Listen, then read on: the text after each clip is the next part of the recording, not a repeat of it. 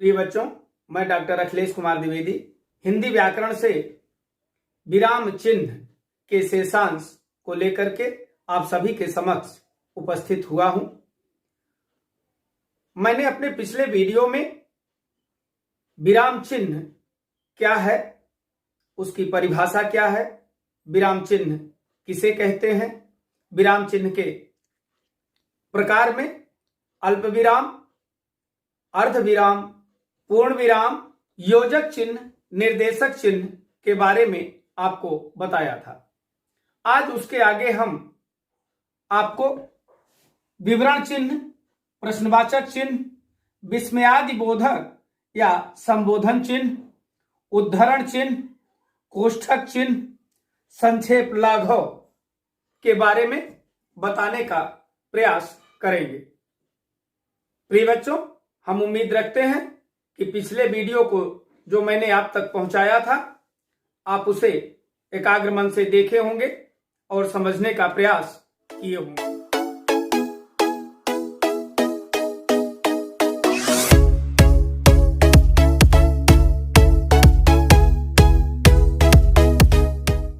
तो आइए हम देखते हैं विवरण चिन्ह किसे कहते हैं। किसी विषय या वस्तु का विवरण देने तथा किसी कथन की व्याख्या करने के लिए विवरण चिन्ह का प्रयोग किया जाता है। जैसे दृष्टांत के लिए हम देखते हैं, निम्नलिखित का परिचय दीजिए। जैसे कालिदास, सूरदास, जयशंकर प्रसाद। तो निम्नलिखित का परिचय दीजिए। निम्नलिखित हमको विवरण देना है एक एक का, तो हम इस चिन्ह का, विवरण चिन्ह का प्रयोग करते हैं। और एक दृष्टांत देखिए, जैसे काल के 3 भेद हैं, तो काल के 3 भेद हैं, जहां है हम लिख रहे हैं, उसके आगे विवरण चिन्ह देंगे। फिर आगे हम बताएंगे भूतकाल, वर्तमान काल और भविष्य काल। तो ये विवरण चिन्ह का वहां पे प्रयोग करेंगे हम। प्रिय बच्चों, अगले को हम देखते हैं प्रश्नवाचक। किसी के प्रश्न करने या संदेहात्मक स्थितियों में हम इस चिन्ह का प्रयोग करते हैं। जहां हमको संदेह होता है या जहां हम किसी से प्रश्न करते हैं, वहां प्रश्नवाचक चिन्ह का प्रयोग किया जाता है। दृष्टांत के लिए, आप कहां रहते हैं, आप कहां जा रहे हैं, आप क्यों नहीं आए। तो ऐसे स्थानों पर हम प्रश्नवाचक या क्वेश्चन मार्क का प्रयोग करते हैं। अगले विराम चिन्ह के बारे में देखते हैं। विस्मयादि बोधक या संबोधन चिन्ह, जिन वाक्यों में हर्ष, शोक, विस्मय, घृणा, भय आदि मनोभावों को व्यक्त किया जाता है, वहां पे विस्मय बोधक या संबोधन चिन्ह का प्रयोग किया जाता है। इस चिन्ह का हम निम्नलिखित परिस्थितियों में प्रयोग करते हैं। दृष्टांत के लिए, जैसे अत्यधिक हर्ष या प्रसन्नता दर्शाने वाले वाक्यों में इस चिन्ह का प्रयोग किया जाता है। जैसे वाह, अब यहां विस्मय बोधक चिन्ह का प्रयोग होगा। वाह, कितना सुहावना मौसम है। वाह, मैं कक्षा में प्रथम आ गया। और जो दूसरी परिस्थिति बनती है जब हम इस चिन्ह का प्रयोग करते हैं, वह कौन सी परिस्थिति है? विषाद, दुख आदि भावों की अभिव्यक्ति के समय भी इस प्रकार के चिन्ह का प्रयोग किया जाता है। जैसे ओह, देश की कितनी दुर्दशा है। हाय, मेरी बुद्धि को क्या हो गया है। एक तीसरी परिस्थिति बनती है जब हम विस्मयादि बोधक चिन्ह का प्रयोग करते हैं, वह कौन सी परिस्थिति है? जिन वाक्यों में सद्भावनाएं या शुभकामनाएं व्यक्त की जाती हैं, वहां भी विस्मयादि बोधक विराम चिन्ह का प्रयोग किया जाता है। जैसे ईश्वर तुम्हें सद्बुद्धि दे, हे राम सबका भला करना। तो आगे हम देखते हैं अगले विराम चिन्ह के बारे में, उद्धरण चिन्ह देखते हैं। उद्धरण चिन्ह किसे कहते हैं? प्रिय बच्चों, उद्धरण चिन्ह दो प्रकार के होते हैं, एक हरा उद्धरण और दुहरा उद्धरण चिन्ह। इस चिन्ह का भी निम्नलिखित परिस्थितियों में ही प्रयोग किया जाता है। दृष्टांत के लिए हम देखते हैं, जैसे जब किसी वक्ता या लेखक के कथन के अंश को ज्यों का त्यों लिखना हो तो वहां इस प्रकार के चिन्ह का प्रयोग किया जाता है। दृष्टांत के लिए, जैसे जीवन सागर तुल्य है, इसमें रत्न भी होते हैं और कंकड़ भी। सागर के अंदर रत्न भी भरे होते हैं, इसलिए इसे रत्नाकर कहा जाता है। अब इसमें अगर आप देखेंगे तो दुहरा उद्धरण चिन्ह से हम शुरू करते हैं। जीवन सागर तुल्य है के बाद अर्ध विराम का चिन्ह लगा है, इसमें रत्न भी हैं और कंकड़ भी। पूर्ण विराम उद्धरण चिन्ह लगाकर हम कथन को एक दृष्टांत के माध्यम से बता रहे हैं। जीवन सागर तुल्य है, इसको उद्धरण चिन्ह से शुरू करते हैं। पहले उद्धरण चिन्ह, फिर जीवन सागर तुल्य है, अर्ध विराम लगाएंगे, इसमें रत्न भी होते हैं और कंकड़ भी। पूर्ण विराम, सागर के अंदर रत्न भी भरे होते हैं, अल्प विराम, इसलिए इसे रत्नाकर कहा जाता है। पूर्ण विराम और दुहरा उद्धरण चिन्ह। दुहरे उद्धरण चिन्ह से हमने प्रारंभ किया, बीच में अर्ध विराम, फिर पूर्ण विराम, फिर उसके बाद अल्प विराम, फिर उसके बाद पूर्ण विराम और फिर उद्धरण चिन्ह। दूसरी परिस्थिति क्या बनती है उद्धरण चिन्ह लगाने की? दृष्टांत के लिए इसको भी देखते हैं। जैसे वाक्य में किसी लेखक का उपनाम उसके ग्रंथ आदि को लिखते समय इकहरे उद्धरण चिन्ह का प्रयोग किया जाता है। जैसे रामधारी सिंह दिनकर। अब हम दिनकर को इकहरे उद्धरण चिन्ह के अंतर्गत रखते हैं। दिनकर को हम इकहरे उद्धरण चिन्ह के अंतर्गत कर देते हैं। कामायनी का लज्जा सर्ग अत्यंत सुंदर है। अब लज्जा सर्ग को भी हम इकहरे उद्धरण चिन्ह में कर देते हैं। तो आइए हम अगले विराम चिन्ह के बारे में देखते हैं। कोष्ठक, यह भी विराम चिन्ह के अंतर्गत ही आता है।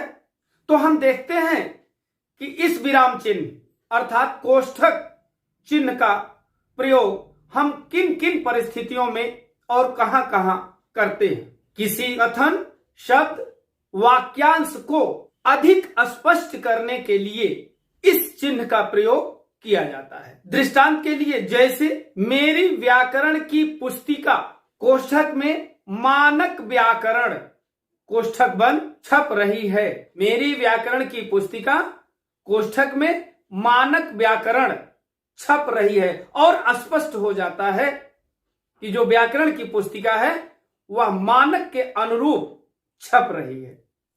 दूसरी क्या परिस्थिति बनती है कोष्ठक लगाने की?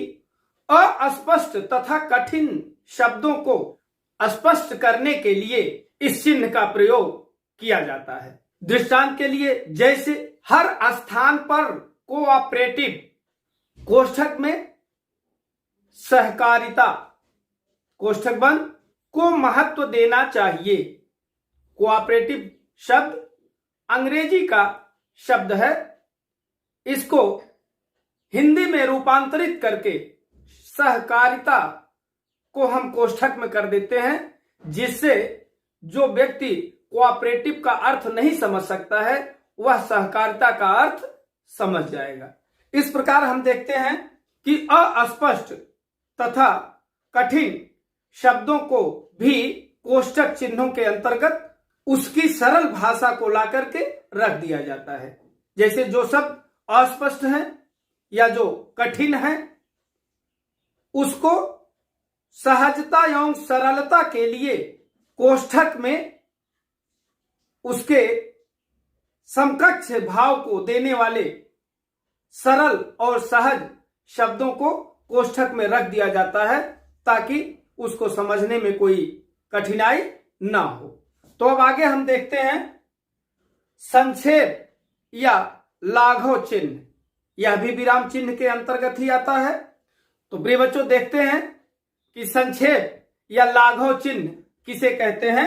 यहां एक शून्य के तरीके से बना हुआ है, इसी को हम लाघव चिन्ह या संक्षेप चिन्ह भी कहते हैं। जब वाक्य के स्थान या समय के अभाव के कारण शब्द के केवल संक्षिप्त रूप से ही काम चलाना हो तो इस प्रकार के चिन्हों का प्रयोग किया जाता है। जब वाक्य के स्थान या समय के अभाव के कारण शब्द के केवल संक्षिप्त रूप से ही काम चलाना हो तो वहां पे संक्षेप या लाघव चिन्ह का प्रयोग किया जाता है। दृष्टांत के लिए हम देखते हैं जैसे उत्तर प्रदेश सरकार, अब इसको हम उ लिख के शून्य लिख देते हैं, प्र लिख करके शून्य लिख देते हैं, सरकार लिख देते हैं। बिना पूरा उत्तर प्रदेश लिखे ही वह भाव लोगों के समझ में आ जाता है कि यह उत्तर प्रदेश सरकार है। जैसे डॉक्टर लिखना होता है तो डा लिख करके आप लाघव का चिन्ह देते हैं, लोग डॉक्टर पढ़ लेते हैं। पुलिस को आप देखते हैं कि उनके बिल्ले पर जो लिखा रहता है उ लिख करके लाघव का चिन्ह, प्र लिख करके लाघव का चिन्ह और फिर पुलिस लिख दिया जाता है, उत्तर प्रदेश पुलिस हो जाती है। तो प्रिय बच्चों अब हम अगले विराम चिन्ह हंस पद के बारे में देखते हैं। जब कोई वाक्य या अनुच्छेद लिखते समय कोई शब्द छूट जाए तो छूटे हुए स्थान पर इस चिन्ह का प्रयोग किया जाता है। इस चिन्ह का प्रयोग करके शब्द लिख दिए जाते हैं। दृष्टांत के लिए देखते हैं जैसे डॉक्टर राजेंद्र प्रसाद भारत के राष्ट्रपति थे। अब भारत के राष्ट्रपति थे तो के और राष्ट्रपति के बीच में प्रथम शब्द छूट गया तो हम क्या करेंगे, के और राष्ट्रपति के बीच में इस हंस पद का चिन्ह लगाकर प्रथम को ऊपर लिख देंगे। वह आपका वाक्य पूरी तरीके से सही हो जाएगा, उसमें कोई त्रुटि नहीं होगी। इसलिए इस चिन्ह का प्रयोग किया जाता है। जैसे मैं आपको लिख करके दिखाता हूं दृष्टांत के लिए, जैसे रत्नों के आधार पर समुद्र को कहा जाता है। अब ये वाक्य समुद्र को, अब यहां पे आप एक हंस पद का चिन्ह बना करके लिख देंगे रत्नाकर। तो ये वाक्य पूरा हो जाएगा। हंस पद को लगा करके आप रत्नाकर लिख देंगे तो हो क्या जाएगा, रत्नों के आधार पर समुद्र को रत्नाकर कहा जाता है। अब ये वाक्य आपका पूरा हो गया और इस हंस पद को लगा देने से इसमें कहीं से कोई त्रुटि नहीं मानी जाएगी, इसलिए हंस पद का प्रयोग किया जाता है। जहां पे कोई शब्द छूट जाए भूलवश या त्रुटिवश तो वहां पे हम क्या करते हैं, हंस पद को लगा करके शब्द को ऊपर लिख देते हैं तो उसमें फिर त्रुटि नहीं रह जाती है। अगले विराम चिन्ह के बारे में और अंतिम विराम चिन्ह के बारे में हम देखते हैं उपविराम।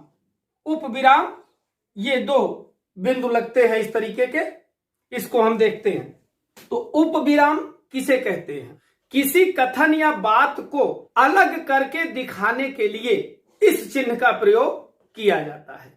उदाहरण के लिए देखते हैं, जैसे अब इसमें भारत और हमने उपविराम का प्रयोग किया प्रगति के पथ पर। भारत प्रगति के पथ पर, ये वाक्य है, लेकिन इसको हमने प्रगति के पथ से भारत को अलग किया अभी।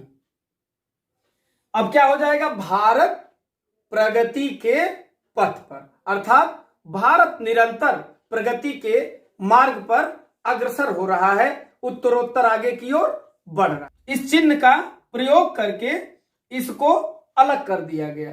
और एक दृष्टांत देखिए, जैसे दहेज एक अभिशाप, इस उपविराम से इस दहेज को एक अभिशाप से अलग किया गया।